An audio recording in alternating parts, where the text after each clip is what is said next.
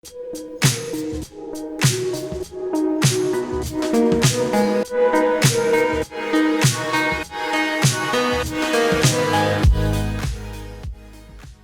focus for this project was to create a short animated scene with an emphasis on exploring and developing a sense of style, direction, composition, and dynamic movement. My intent is to maintain a stylistic consistency through these methods in order to produce work that is eye-catching and suitable for showreels and folio showcase. By basing my scene in a visually arresting environment with expressive characters and high action movements, I allow myself the opportunity to build upon this potential and experiment with my skill set, further developing my vision and making use of the medium of animation and its potential to create anything the mind can think of.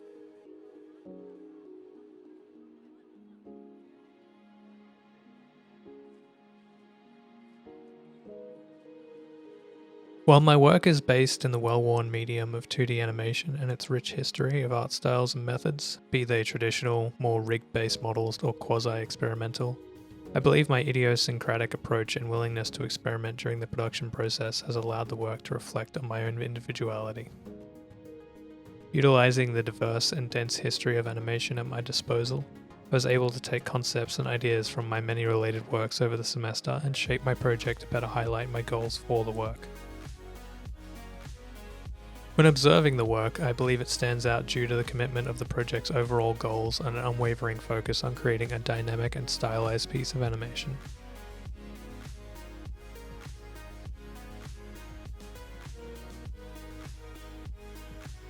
At the forefront of my rules while working on this project was an emphasis on no static compositions. I wanted the short to have a sense of pace and constant movement. Even the more rudimentary shots, such as the establishing shots, etc., have to have a sense of pace, anticipation, and visual arrest.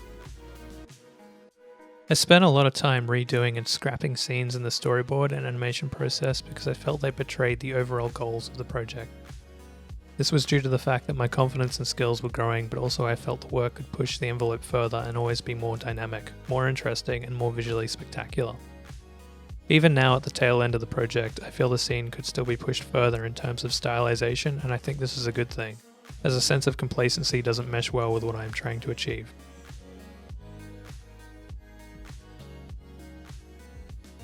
Eventually, this approach led me to focusing on scenes such as the rotating knee attack shot, which is shown here in its various stages of development.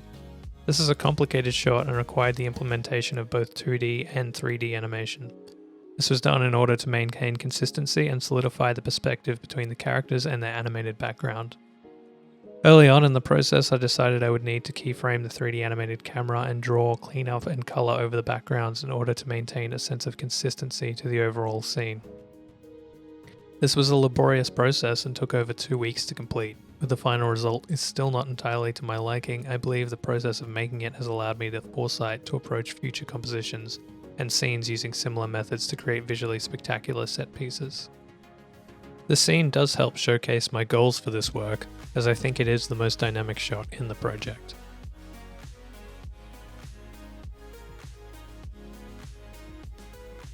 The next steps of the process are more mundane, yet necessary post-production work, with the majority being focused on maintaining consistency with the art direction, color theory, and pacing of the film. Some visual effects will continue to be added, with the rustic near-neon future look of the film highlighted by further use of high contrast lighting and chromatic aberration and glitch filter.